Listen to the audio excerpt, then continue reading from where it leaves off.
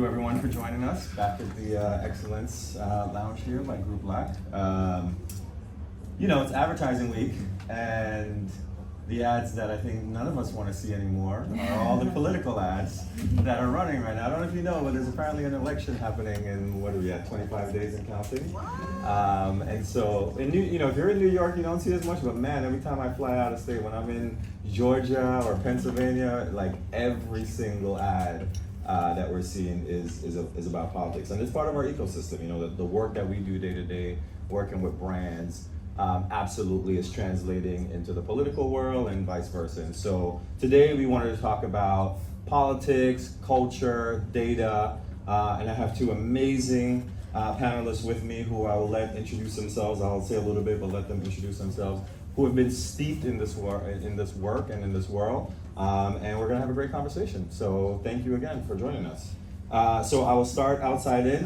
Thank you, Alencia, for joining us. Alencia Johnson is an award-winning cultural commentator, author, political advisor, and leader in the intersection of social impact and cultural change. She is the founder of 1063 West Broad, and she recently debuted her first book, Flip the Tables, the Everyday Disruptor's Guide to Find Courage and Making Change. And that's just a little bit, so I'll let you talk more about your illustrious career, and then we'll chat. Well, thank you. My book comes out March 11th, 2025, just in time for Women's History Month. So pre-order today, because those are important. And my whole career, I've spent a lot of time on presidential campaigns, from Obama to when I also worked at Planned Parenthood, their national office. I don't know if any of you are familiar with their Stand with Black Women branding. It was me and a couple of other Black women directors. We spearheaded that. And also while there, advised Secretary Clinton's campaign, worked for Senator Elizabeth Warren, her presidential campaign, the Biden-Harris 2020 campaign, and will now be advising also Vice President Harris's campaign. And all of the work that I've done in these spaces is actually meeting people where they are, particularly Black people, young folks, and women in culturally salient ways, right? Like, yes, I'm on MSNBC and CNN, but like those folks watching tend to have like their minds made up. And we're speaking to ourselves. And so I've always led with a culture forward type of strategy, and that's just the core of my work. And so I'm grateful to be here and in partnership with Group Black. Awesome. And with us is also Cameron. Cameron has 17 years of experience in communications, digital engagement strategies for Fortune 500 companies, the White House, U.S. Congress, and also political campaigns, the Biden campaign, etc. He is the founder of Hip Politics, an organization dedicated to educating, engaging, and mobilizing the political power of hip hop generation and culture. So Cameron, do you want to talk a little bit more about your experience? Thank you, Cavell. Thank you, Group Black, for having us here. Thank you to Alencia. So it's been about 17-ish plus years. It feels weird to say that out loud. It's almost 20. It's almost 20, yeah. It just aged almost 20. In communications, advertising, I actually am I'm a converted party promoter that found his way into politics and into communications, but I actually started my career doing digital communications in that first wave in the Obama years on Capitol Hill, one of the first digital communications. It was called New Media back then, and have kind of forged a career where I've been able to work as the Senior Public Affairs Director at the National Museum of African American History and Culture for their first 2 years, years at different agencies, working on comms and digital strategy. And then during the 2020 campaign, I ran with the Director of African American Paid Media, so the $100+ million in advertising that you saw during the 2020 campaign focused on mobilizing Black voters, so from TV, radio, digital, print, out-of-home advertising, all the data, all the insights that went into that, all the production, over close to 100 pieces of ad content that we developed in the middle of a pandemic, which I think hopefully will never be repeated or there. And then also served as the digital engagement director for the first couple years of the Biden-Harris White House. So when this opportunity and this topic came forward, I'm one of those people who's kind of standing on soapboxes trying to get the political field, who's usually 2 to 4 years behind advertising and technology trends, trying to push the ball forward so we can win the next election. So, actually, let's start there where you just ended. Like, great history. You've been in the space. You are you're pushing the political sphere right now. Can you talk about the work you're doing now in this election? Because I know both of you are active, and you mentioned it in the intros in this current presidential election. So can you talk to that? And then you mentioned the data that you collected during the pandemic. What is the role also of data in the work that you're doing now, and how crucial is that to essentially political advertising? I'll start backwards and bring that in. I would say the data that politics, I mean, essentially you get like I said, just for African American voters, and when you have that kind of budget, and even though most of it was spent on target states, you're going across the country. I think there's very few ad campaigns that are that large and have that depth and breadth. I mean, I think overall, counting general market and Latino and AAPI, we spent close to $600 million in advertising in the course of 9 or 10 months. So you collect a ton of data and hopefully a ton of learnings, but how that doesn't always necessarily translate campaign to campaign, but there are a ton of learnings there in terms of trends, where people are, what performed best, what kind of creative worked, and then but even between now and 2020, the landscape has greatly changed. Generative AI has kind of revolutionized the amount of content that can get out there. I think we were just at the beginning of the misinformation, disinformation in 2020. Now it is in overdrive.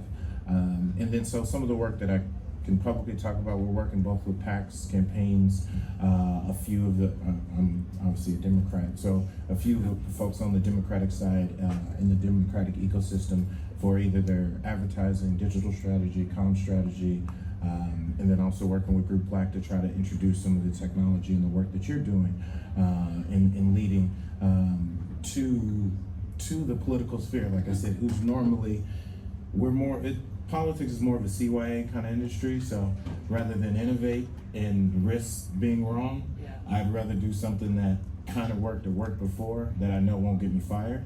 But will they get the right person elected though? Well, yeah, that part. That's the question. Yeah, I mean, I think that piece you said, politics tends to be 2 to 4 years behind. I think it's even more. So I just think I'm thinking about, for Advertising Week, obviously thinking about paid media. So a lot of the work that I do tends to be around earned media, creating narratives that way, building partners, getting voices out there to support the candidate or the issue that aren't the principles, right? So my role in 2012, which is some of the work that I'm helping the Harris campaign do right now, is not necessarily getting her out there or Barack Obama in 2012, it's getting all the other voices that are more trusted voices in communities out there.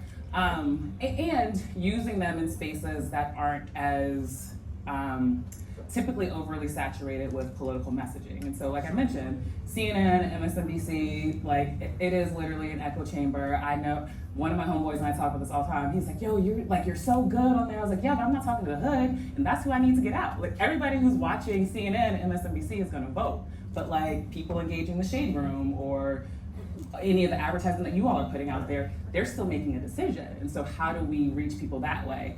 And I'm bringing up some of this around linear too, and the fact that I think campaigns still overly rely on linear paid media.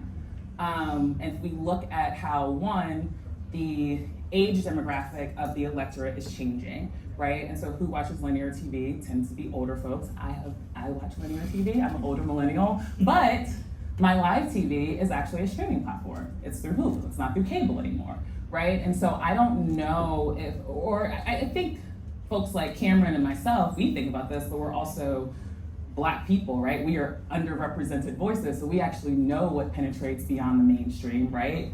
But sometimes the decision maker, and I will say this because I said it to them, they stick with the traditional forms of outreach through linear. And if we have populations that are either don't even have TVs in their household, they're only using their phones, their computers, their iPads, that means they might have streaming, but they definitely have social media, right? And so I think one of the things that we are seeing disrupting the political landscape is the way in which these campaigns have to be innovative in the way that they're engaging advertisers. I think we didn't see it disruptive as much in the pandemic because we were stuck at home, so I think more people were watching TV. But there was a lot of work that was being done on the digital front.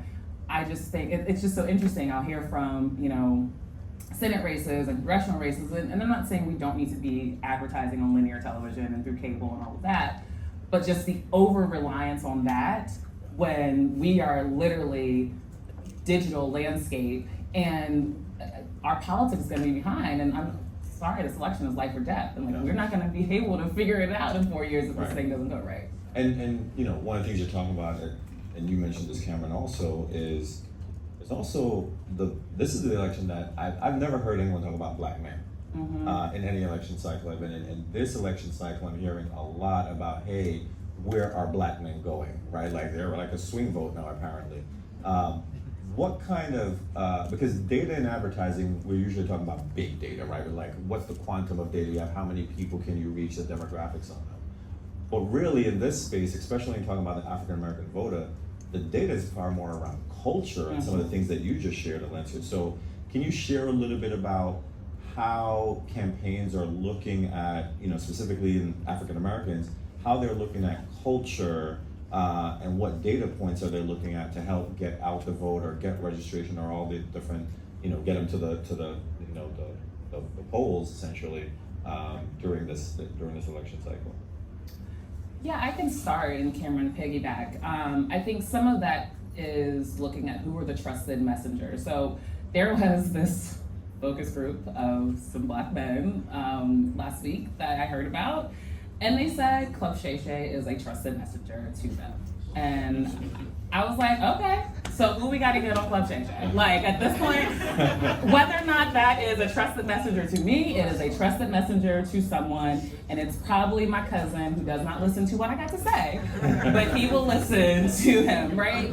And that is data that is found through, and I think, and Terrence Woodbury is our friend, he's a pollster. He does a lot of focus groups more so than polling, which gets a better understanding of where we are as a people culturally and the messaging that works for us, the outlets, the platforms that we actually do engage with. And even if you were a very informed black voter, you were still engaging in a lot of cultural content, which is why it's so important to engage with athletes and entertainers, but also like digital creators have become, and Cameron, you should probably talk about this more, and like how I think the White House did a great job at engaging content creators on that piece. And so that data and polling and understanding, that really informs, and actually, like, it's stuff that I kind of already knew, but when you gotta go to white people for the decision, you're like, well, this is the focus group that is backing us up, right? And also, I am not a black man. I'm not a heterosexual black man. But this is what this group that we have focus group has said is their trusted messenger. Outside of CNN, you've also got ESPN, you've also got whatever it may be, and we have to listen to that. There's other data too that's really important, is the messaging around issues that people vote on. And so obviously I've had a lot of experience and do a lot of work around abortion access. And the interesting thing that we found with black men in some of this data and information is that the message around criminalizing black women, that don't work for black men. Like that message gets black men to understand what is at stake, right? Or like to vote on this issue. And so this also informs the conversation with, a campaign communications team that wants one message, but I'm like, that's not gonna work. That's not gonna work with my daddy who's a pastor from the South. That's not gonna work with the first ladies over here. And we have this information, and we can also gather that from the content that they're consuming and engaging with in the digital space. Yeah, I would say the data, because we actually ran in 2020, there was some headlines around our black men moving to Trump, and we found in our even now, it's much more of an issue now than it was then. Sometimes the headlines that you may see on one or two stories that go around actually don't necessarily match up with all the polling data and so forth. But I would say that the hard part about campaigning in the data about both what resonates and where folks are is that outside of the presidentials are well funded. Maybe governor and senator, when you talk statewide races, when a campaign may spend 8 figures, low 8 figures or something, but everything down ballot from there are much smaller campaigns. And the data now that we have so much data to understand, it's not just black men, it's like, all right, is this black men 55 to 65? Is this black men 45 to 40 to 55? However you want to parse it. Is it educated, non-educated? How I'm speaking to people in the Southeast. Something we got to do in 2020 is Florida was still in play. The Haitian community, like who and how I created a Haitian ad, who I actually delivered that ad to matters so much for such a unique, narrow focused group. Yeah. But the data was able to inform that, and I think what the problem is, or the challenge here, is that we actually have more data. We don't have as many data scientists. We don't have as many true folks from the advertising world who then come into politics and live there, because they're the politics of the politics. Like and we've experienced this where I can put in front of you that, hey, I need to actually hit 20 different sites. The Club Shay Shays, as you saw, the vice president just did all the smoke. Like the people who get the millions of views, the decision makers kind of understand that. But it's like, hey, I need to actually niche down to somebody who only may have tens of thousands or hundreds of thousands of views, or I need you to actually go to this group of promoters or this group of local DJs who are on certain radio stations. But if you're trying to move North Carolina, we need to be on the Greensboro station, we need to be on the Durham station, the Charlotte station, and I need to hear that local DJ, VJ person who's there. Like that was something we were able to do in 2020 with larger budgets, and like I said, I think I actually got a lot more chance to try things out. Right. So I had local pastors, and we had individual ad reads from individual DJs and VJs, because those are not only national trusted voices. Now you're talking about the regional trusted voices, like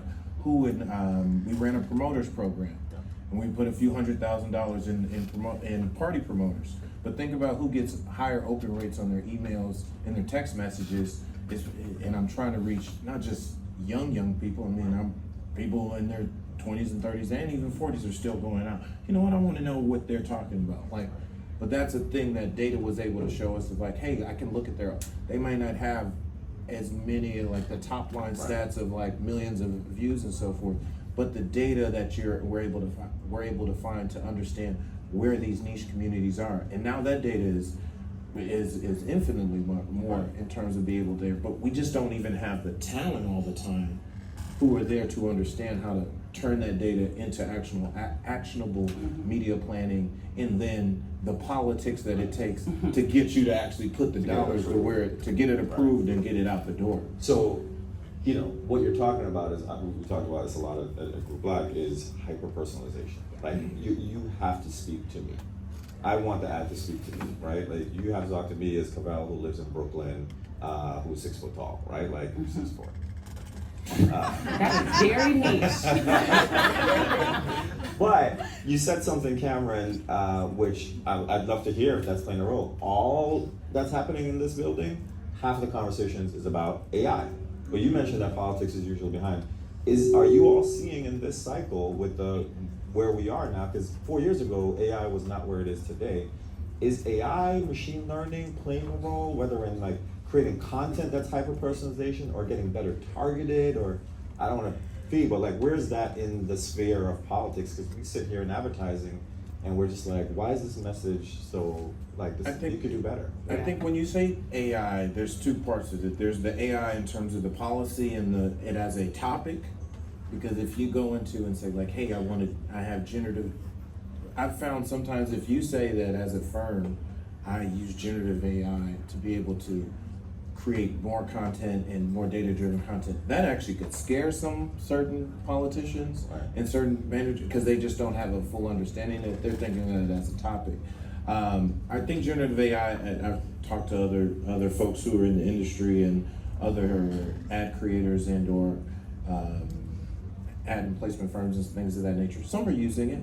I don't think it has been full, like the power of it in terms of to be able to have hyper personalization on the type of ad content. I mean, some folks I think are still using it as simple as like, hey, how do I turn this ad and use AI to translate it into multiple dialects and so forth, or how do I if based on literally color palettes and things of that. I think doing around the thing that they margins, ought to do just a little bit easier. Real power of what AI can actually deliver. I mean, I think I would agree with that, not using the real power of AI. I think in the political landscape, because there's this piece of AI policy, right? Right. Putting regulations around AI that has, I know has kind of made AI a little bit of a boogeyman. Right, and like the fear of it, but I'm so grateful to be working in such creative and culture spaces that it has reframed my understanding to like, this is an opportunity for us to be creative. It's an opportunity to extend my message so long as we do it within the right parameters. And so because of that, there's that fear piece, and then I agree with all of what Cameron is saying of like, folks are using it just a little bit to make what they're already doing better versus the full scale creativity of it. But what folks are also running into in the political space is what's happening, not being able to continue to stay caught up with the ads that are coming out that are harmful, right? These AI generated ads, I mean, we've seen them around Vice President Harris that are like sickening, even before her, right? Like there are all these, we've seen them on Biden, we've seen them on Trump, we've seen them for all of these elected officials, right? And so how do we grapple with this? And then, we're talking about data, and there's data to show that like there are some people who actually don't know the difference between an AI generated ad and not, or content, right? And so we have to, I think in politics, we're grappling with a lot of harms and perceived harms of AI that can sometimes limit the ability to fully embrace its possibility. I think one piece about AI, and especially the future of it, I think some of the cake is baked in terms of for the next few weeks. But if you are an agency or you are a brand that in any different way uses AI to make your products better, no matter what that breadth and depth is, it's something that you'd have to internalize, and then that end outcome when you do go pitching like, hey, I want to be whether an advertiser or an agency or something working for a political campaign. It's not a thing you necessarily need to lead with. It is just what efficiencies can you create? Because at the end of the day, like I said, the top level campaigns, which come around every 4 or 6 years. I mean, even some of the biggest. I mean, we're working on several congressional campaigns. I mean, these are still only 6, maybe 7-figure campaigns at best, and that's not just counting the advertising. That's counting people power and so forth. So these are not highly funded campaigns, even though that's disproportionate to how important some of these elections are. So I think that we are going to see over the next maybe 2 years or so forth, in a year or two, it's going to behoove the agencies and or the brands and or the technology folks to be able to adapt, pitch, and understand these individual to work with campaigns to show how you can create efficiencies, how you can unlock the creativity, how you can unlock really, I think also the machine learning of the data they get. How do you now make that data more useful for me to be able to push an issue, to identify voters, to identify where they're at, to identify, like you say, reach and resonance and those things. I think there is a huge learning curve that has to continue to be like pounded on throughout the political space to understand like the full capabilities of AI. Switching gears a bit, because I'm gonna get another time, and I want to get to a couple questions. So you both worked in the White House and had great careers, but chose to go on your own and start your own thing.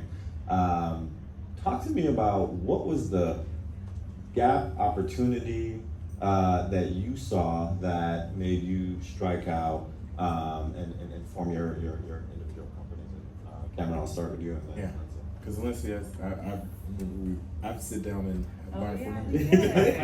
And she jumped out there right before I did. I would say that the 2 gaps that I understood was literally the cultural disconnect. When I think about hip politics, it was an idea I had when I left I left in 2014, my first time leaving Capitol Hill. I went to LA, worked with some independent artists and a major record label as well. Having conversations and realizing like artists at that time cared about this. Came back and I constantly got hit up with like, hey, do you know X, Y, and Z rapper? Do you know this? Do you know that? But then when you start thinking about the ecosystem that exists in hip hop as not just artists and as a music genre, but as a culture, like it's top streaming music, so many billions of dollars behind that. MC such and such could come up with a half viral song tomorrow and have more followers across social media than some of the most powerful people in Congress or some of the biggest mayors of even the biggest cities. And so there was a huge opportunity gap of like, that you see, and then hip hop just turned 50, we're 51 years. So it is a mature culture and an art form that is ready to kind of take that next step. And there's the people power, the culture power, the money power behind it, but unlike the media industry, the furniture industry, every other industry has an ecosystem to tap into for their lobbyists, for nonprofits, for PACs, for messaging, to create partnerships with on-the-ground organizations. And then it kind of was, I knew I could never rap. I only got like 1/16 off. But I always wanted to be a part of hip hop. I think that's why I even left, like I said, I left the Hill to go work with some indie rappers in LA just because I'm like, I always wanted to find a place in the culture.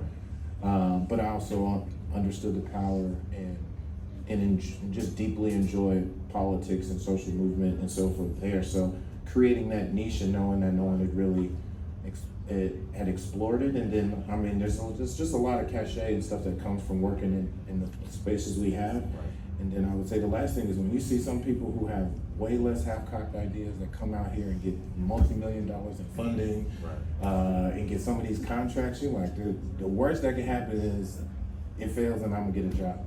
Pay me well. So I was like, let me try it and try to change the culture.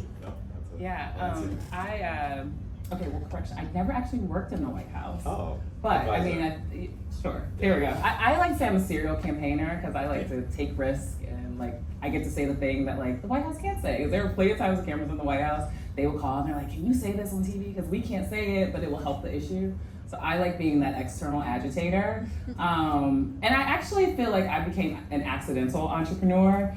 Granted, I was trying to transition out of Planned Parenthood and I just didn't know what it looked like. So I actually, filed for my LLC, didn't do anything with it until several years later during the pandemic after Senator Warren's campaign ended, coinciding when the pandemic really started here in the States. I was getting calls from mentors and former colleagues. The Biden campaign was calling me then, but I kept saying no for a while. And folks were just like, we have this idea to really, like, there was this one women's rights group that was working with a fashion label to do a voter education campaign. They're like, you're kind of the only person that can really roll this out. And then Warner Music Group called and they're like, we're trying to build the Social Justice Fund board. And like, we think you would be great for this. And then like, I was just getting all of these calls that were literally bridging the intersection of culture and impact. And I was like, oh, that is me. And then I can go in here and not have the red tape of like, well, show us the proof point or show us X, Y, and Z or go get all these approvals. Because consulting, oh, you don't want to do it? Oh, okay, great. Like I can go back to my other client. Y'all can fight amongst yourselves internally. And so that ended up being, it literally took off the summer of 2020. And my mother likes to say, you get pushed to your purpose. And I said, okay, so this is actually a thing. And it proved to me the thing that I knew that could always work, that you could be all of these multitudes at the same time, right? You didn't have to be flat, you could be multi-dimensional. And I also firmly believe that the thread of all of the places that I work in is to help people and brands and organizations really find their own sphere of influence. I get tired of, and I know it's well-meaning, but people are like, oh, maybe I should quit my job and run for office, and maybe I should do this. I'm like, you actually don't need to quit your job. Let's figure out how your company has a stake on this issue because, okay, you all have probably seen all the research about majority of consumers want their brands to take a stance on certain issues. Like, what does that look like? It doesn't have to look like your brand showing up for Vice President Harris or whatever campaign it is, but like, you could do it in a way that makes sense to your brand. And on the flip side, I've worked with a lot of entertainers who are like, yeah, I don't think I really want to go on the campaign trail, but I care about this issue. And I'm like, you actually don't have to use that messaging. What's your personal story? And let me, again, help you figure out your sphere of influence. And so that was the ethos of me starting my own consultancy, and it actually is a bit of the ethos of my book and people tapping into their own personal power. And it starts by disrupting yourself, because I think in order to change the world, you just have to have the courage to really be yourself, which it sounds easy, but that's actually the hardest work, right? Disrupting yourself. And we can talk about that at a personal level, but we can also talk about that with a company, right? Like, in order for your company to be disruptive, you've got to know your values and be able to be yourself. In order for a campaign or an elected official to be disruptive and make a mark, you got to know your values and be able to be yourself, especially in a climate now where people are craving, as online as we are, people are now really craving authenticity, right? And how do you get people to be confident in themselves and also this brand or this company or whatever it may be, and themselves and who they are, and then using that for the world? And so that is how I became an accidental entrepreneur, and next year will be 5 years, and I am not going, I don't think I'm gonna go back. There you go. At all. So. Well, you won't have to after your book becomes a bestseller. Thank you. Speaking of which, can you talk a little bit, because that's a huge endeavor to write a book. What caused you to write it? Can you talk a little bit more about what the book is about? Yeah, totally. It's funny because when we first met, I was actually in the middle of like finishing the manuscript, and we're here. And so I'm a pastor's daughter. I love me some Jesus, but I love like the crunk Jesus that was in the temple flipping over tables. That's actually the title of the book, Flip the Tables. And I'll never forget, I'm like laying, I went to stay with my family at the beginning of the pandemic, and I'm like laying in bed one day, and I was like, what got Jesus to the point that he wanted to like flip over some tables in a temple? And it really, the question I was really asking is, what gets us all to a point of wanting to flip over something, destroy something and build something new? Like, what are the proverbial tables in our lives? And at the same time, I'm also getting a lot of questions of, how do I have impact? How can my life have meaning? And I had to just really work through my own life. And I realized that disruption is very much a 3-part journey. First, disruption of self. And what does that look like? And so it's very vulnerable and open. I mean, there's a chapter called Sometimes the Red Flag is You, because we got to look in the mirror at times, right? Like, we are the ones that get in our own way. And then we have to have a disruption of vision. Like, we have to be able to radically imagine something different. And that is more so, talk a little bit about the professional journey. I talk about how rest is very disruptive. Rest is resistance. Joy is resistance. How, you all are creatives. And I think so many of us that come in the very cookie cutter manufactured type of careers feel like you can't have a personality. But like, what does it mean to get back to your creativity through your visions that you had as a child? And so once you've have that confidence in yourself and you're able to imagine something even greater, and I talk about a lot of people I've worked for, Vice President Harris, Cecile Richards, Elizabeth Warren, then you can disrupt your community. But again, in very practical ways. I spent a month in Mexico City, and how important it is for us to explore other cultures and how to do that in ways that are right in our backyard. What does it mean to be salt and light and to make every room a bit better than we found it, and how the labor movement has done that. And then, it's a really dope book, I think, that encapsulates so many of my things. One of my favorite chapters is the chapter about being a trailblazer, and I talk about it through an analysis of Beyonce's Cowboy Carter. And so it's got a lot of stuff. It's got some faith, it's got some pop culture, it's got a lot of vulnerability, because I'm not a psychiatrist or a therapist, so if I'm gonna give advice, it's gotta be from my own life, and a lot of lessons from a lot of dope leaders that I've had a chance to work for, most of which are women. So, and if you want me to come talk to your company during Women's History Month when the book comes out, it's perfect book for that. So I'll actually get to that. You both run amazing companies. You talk about the money that's out there, and brands definitely are always looking to find authenticity and talk about issues. Why would you say, or can you talk about why brands should work with companies like yours? Yeah, look, I will say this. I've been so fortunate that I have a very expansive network, and a lot of friends and companies will call and say, I have this thing that we are literally trying to figure out. What it typically comes from is the women's ERG or the Black ERG really wants us to say something on what is happening in the world. This is who we are.